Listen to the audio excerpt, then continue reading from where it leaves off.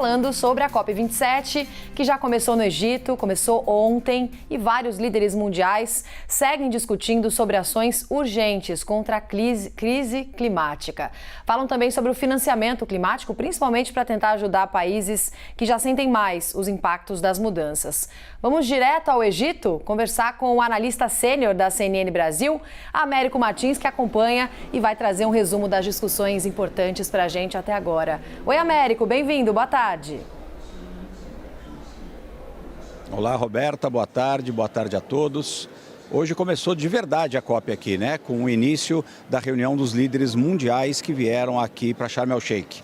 Nós temos aqui mais de 120 líderes que são chefes de Estado e chefe de governo de vários países. Alguns deles já discursaram hoje e a plenária começou com um discurso muito forte do secretário-geral da ONU, Antônio Guterres, em que ele tomou algumas medidas. Primeiro, ele disse que ele gostaria de criar um pacto global climático que fosse liderado pela China e pelos Estados Unidos. São as duas maiores potências do mundo, as duas maiores economias do mundo e os dois países que mais poluem. Inclusive, essa observação do secretário-geral aconteceu na ausência dos presidentes americano e chinês. Xi Jinping ficou na China, não vem para a COP, não vai aparecer, e o Joe Biden, presidente americano, teve que ficar nos Estados Unidos, porque amanhã temos a eleição de meio de mandato lá nos Estados Unidos. Mas ele prometeu pelo menos vir na segunda metade aqui. A cooperação entre esses dois países é fundamental para que se chegue a alguma solução sobre o problema climático. E a gente já tinha andado nessa direção há alguns anos atrás, mas aí a China resolveu voltar atrás depois de uma visita da Nancy Pelosi, a chefe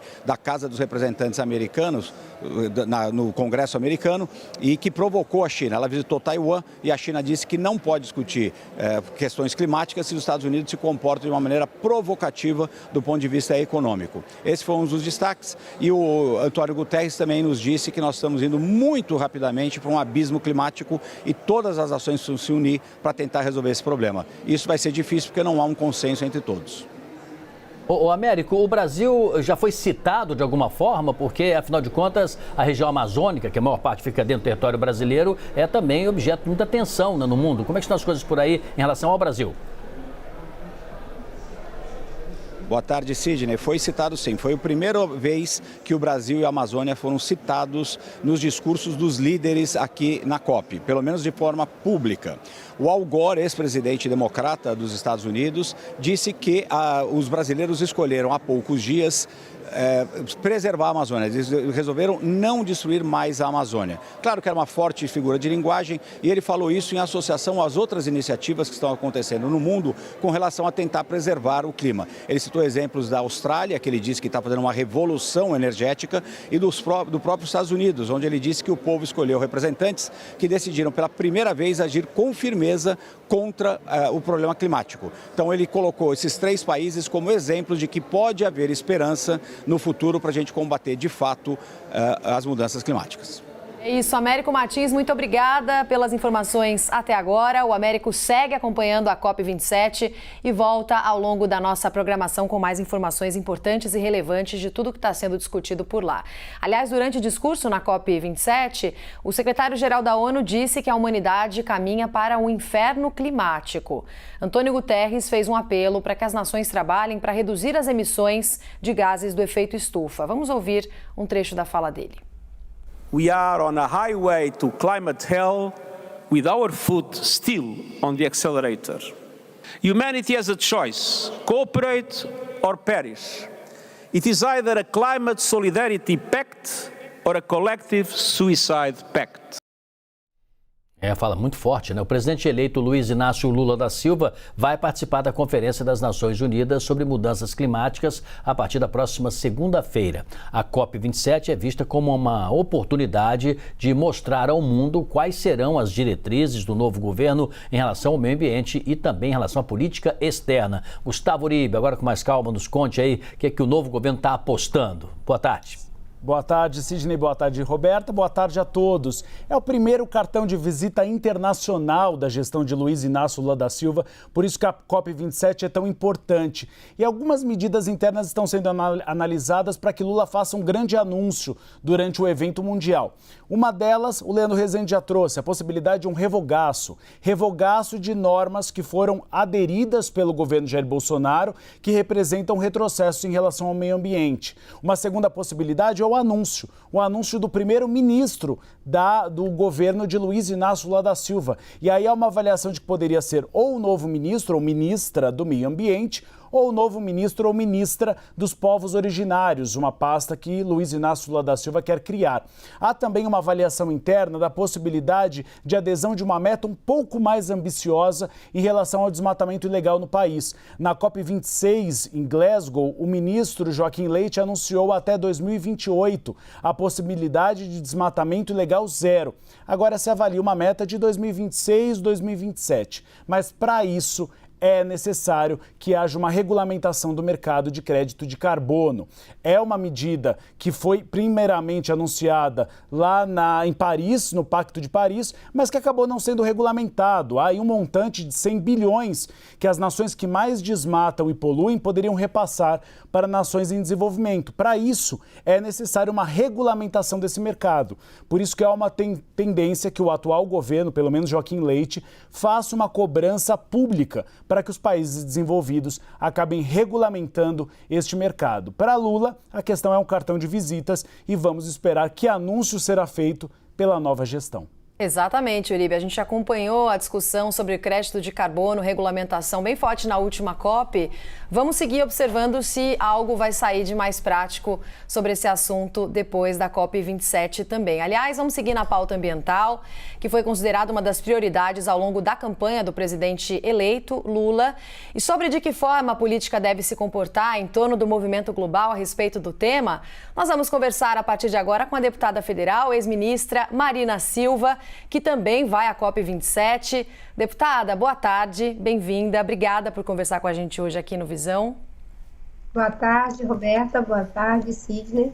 É um prazer estar aqui com vocês, sobretudo para tratar de um tema que é tão importante, não só para o Brasil, a América do Sul, mas para toda a humanidade e a grande expectativa que envolve a participação do Brasil e particularmente do presidente Lula na COP27, depois de um longo período em que o Brasil ficou trancado pelo lado de fora como um páreo ambiental, né? De que protagonismo será assumido a partir de agora, retomando o protagonismo que o Brasil já teve e ampliando esse protagonismo. Sim, e nesse sentido, deputada, a senhora que tem uma ampla experiência com o diálogo internacional, é muito respeitada também pela questão ambiental na defesa aqui da nossa Amazônia, quais seriam os caminhos para o Brasil começar a retomar esse protagonismo e retomar esse diálogo com outros líderes também?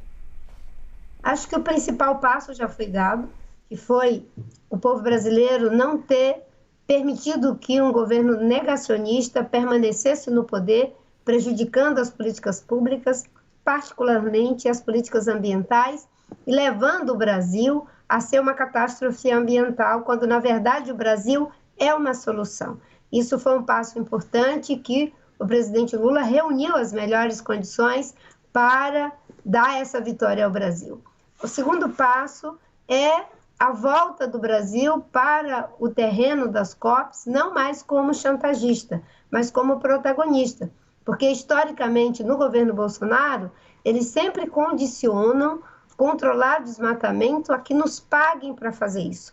E o Brasil vai dizer que quer sim a cooperação internacional, precisa de ajuda, mas que preservar a Amazônia, os biomas brasileiros, é um interesse nosso. E que nós já fizemos isso no passado, com o Plano de Prevenção e Controle do Desmatamento, onde reduzimos o desmatamento em 83% por quase uma década. Recebemos um recurso a fundo perdido, que é o Fundo Amazônia, da Noruega, e posteriormente da Alemanha, não para que fizéssemos o dever de casa, mas como um prêmio por termos feito o dever de casa e evitado lançar na atmosfera 5 bilhões de toneladas de CO2, a maior contribuição já dada até hoje por um país. Nesse momento, há aí uma grande expectativa de como isso vai se desdobrar no governo do presidente Lula, e ele já disse isso no seu discurso da vitória. Quer ter tolerância zero com o desmatamento ilegal para alcançar o desmatamento zero, a proteção dos povos indígenas, a busca de um novo ciclo de prosperidade que assegure e combate a desigualdade com democracia e sustentabilidade. Acho que é isso que vai estar colocado lá, mas, sobretudo, o compromisso do Brasil de assumir a questão da agenda climática no mais alto nível de prioridade, e, para isso, o desmatamento tem que ser enfrentado e as questões relacionadas a ele. Deputada, uma boa tarde para a senhora. Eu vou me utilizar aqui da sua sinceridade de sempre, né? Tem tanta gente, deputada, mas tanta gente dizendo que o presidente Lula vai anunciar o seu nome para ser ministra do Meio Ambiente lá no Egito, que eu tenho que perguntar para a senhora. Ele já a convidou para essa função, para esse posto? O presidente Lula está focado agora em como organizar a transição antes de fazer a viagem. Corretamente, ele colocou, no meu entendimento, né, o vice-presidente Alckmin para liderar esse processo, suportado ali pelo Mercadante, que coordenou o plano de governo, e pela Gleice Hoffmann, que deu sustentação ali à coordenação política da campanha. Essa arquitetura, não é, daqueles que irão fazer o diagnóstico para que o governo, ao iniciar, faça essa recuperação pós-guerra, da guerra que o Bolsonaro fez contra as políticas públicas, é fundamental. E, obviamente, que ele vai ter o tempo necessário até a posse para escolher os seus ministros. O que eu tenho dito é que o presidente tem que ter a tranquilidade para fazer esse processo, olhando para aquilo que são, digamos assim, os seus objetivos estratégicos à frente do governo, face as agendas que estão postas. Essa é uma agenda estratégica. Quando eu entreguei aquele documento que ele se comprometeu com ele publicamente, agora é o programa dele, como ele mesmo fez questão de ressaltar nos debates, a questão da prioridade sobre a agenda climática e a agenda de proteção dos biomas, né? Com esse programa, o Brasil está, sim, suportado para ocupar o lugar que merece no cenário internacional, de ser uma potência ambiental e, ao mesmo tempo, ser também uma potência agrícola, mas com sustentabilidade. Então, ele vai ter essa tranquilidade, e todos aqueles que contribuíram têm que ficar, digamos assim, torcendo para que seja o melhor nome que ele vai escolher. Eu me sinto feliz de ter contribuído programaticamente, eleitoralmente, politicamente, de desejar que a Frente Ampla, inclusive, ela tenha continuidade, inclusive na governabilidade dentro do Congresso Nacional, e, obviamente, que ter contribuído para que essa agenda ganhasse a estatura que ela passou a ter no debate político, na campanha do presidente Lula, que, no meu entendimento, foi quem melhor pautou o assunto, é algo que me deixa muito feliz.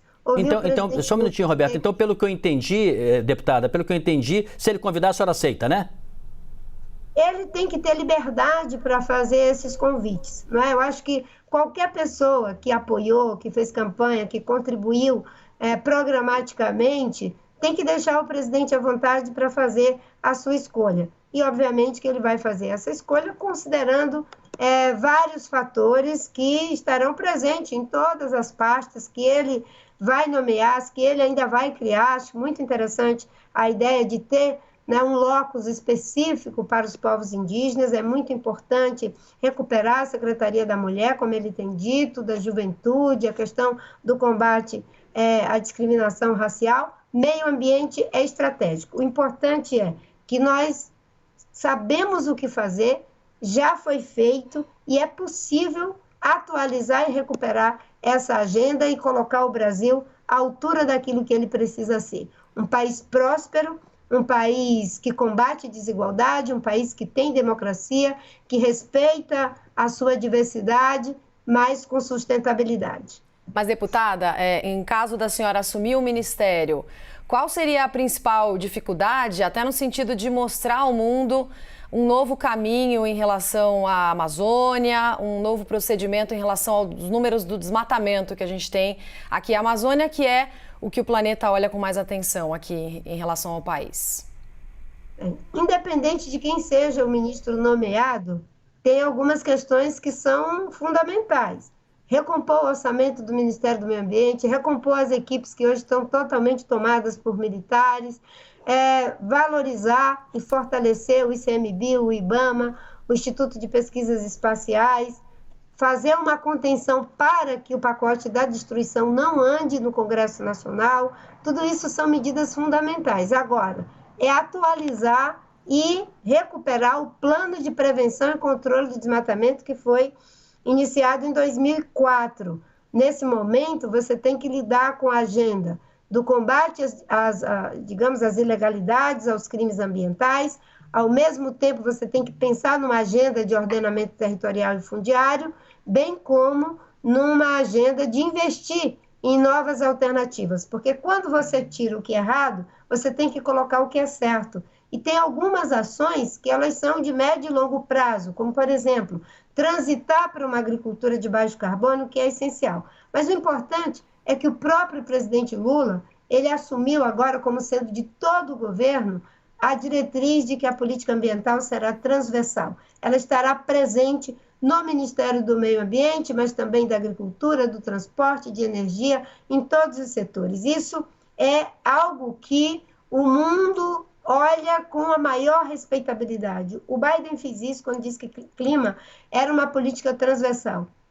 Antes, essa ideia era só do Ministério do Meio Ambiente, quando eu fui ministra, de que a política ambiental do Ministério era transversal, que teria controle e participação social, que haveria fortalecimento do Sistema Nacional do Meio Ambiente e apoio ao desenvolvimento sustentável. Agora ela foi assumida para o conjunto do governo, o que coloca essa questão no novo patamar, sendo liderada pelo próprio presidente Lula. O mundo mudou e por isso que agora, nesse momento, há uma grande expectativa sobre a COP, né, de tratar das questões que já estão postas na mesa para implementar, financiamento, adaptação, mitigação, a questão da regulação do mercado de carbono, né, como a gente vai fazer para tratar os países vulneráveis, por exemplo, a questão de perdas e danos, toda essa agenda que está lá. Mas tem uma outra agenda, que é das grandes sinalizações, da busca de cooperação em clima, em saúde pública.